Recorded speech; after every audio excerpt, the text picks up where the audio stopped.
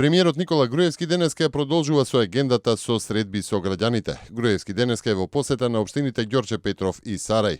Во населбата Хром, Груевски ќе ја посети локацијата и градежните активности за реконструкција на постоечкиот објект и за доградби на новите простории во состав на основното училиште Димитар Поп Ѓоргиев Беровски, како и на активностите за реконструкција и изградба на улиците Ибе Паликуќа и Злате Михајловски, дел од проектот за изградба и реконструкција на 16 улици во општината.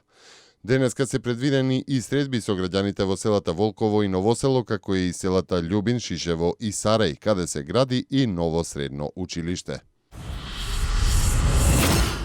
Со 5 специјални возови, околу 3000 мигранти во текот на изминатото деноноќие биле превезени по железнички пат од платформата кај прифатниот камп во Гевгелија до кампот во Отабановце.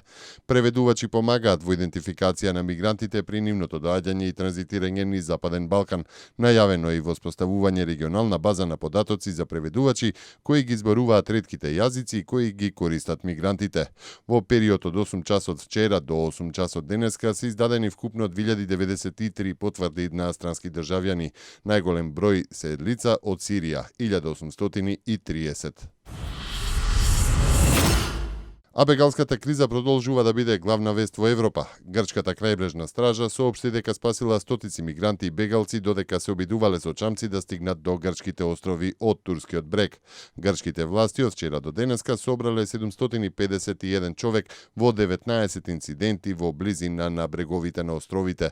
Во овие бројки не се вклучени стотиците други мигранти кои стигнуваат до бреговите на островите. Председателот на Франција Франсуа Оланд свика итен состанок на француската влада посветен на мигрантската криза.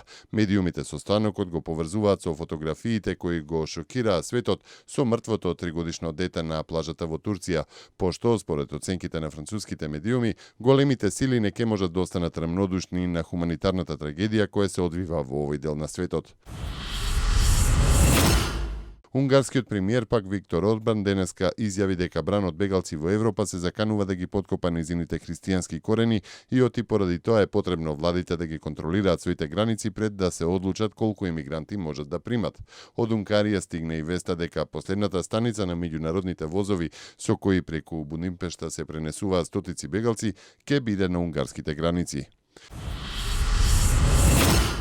Повеќе од 100.000 британци пак ја подпишаа петицијата со која се бара од британската влада да прифати повеќе од бегалците кои доаѓаат во Европската унија од земјите на Блискиот Исток, а пред се од Сирија. Аргументите на подписниците се дека Британија не смее да стои настрана и незаинтересирано во време кога унијата се соочува со најголемата бегалска криза по Втората светска војна.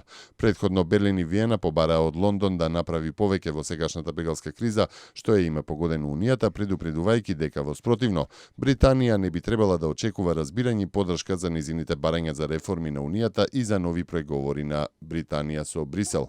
Извори пак на Даунинг Стрит 10 за BBC изјавија дека нема да се обрати внимание на апелите за прием на повеќе бегалци од Блискиот Исток.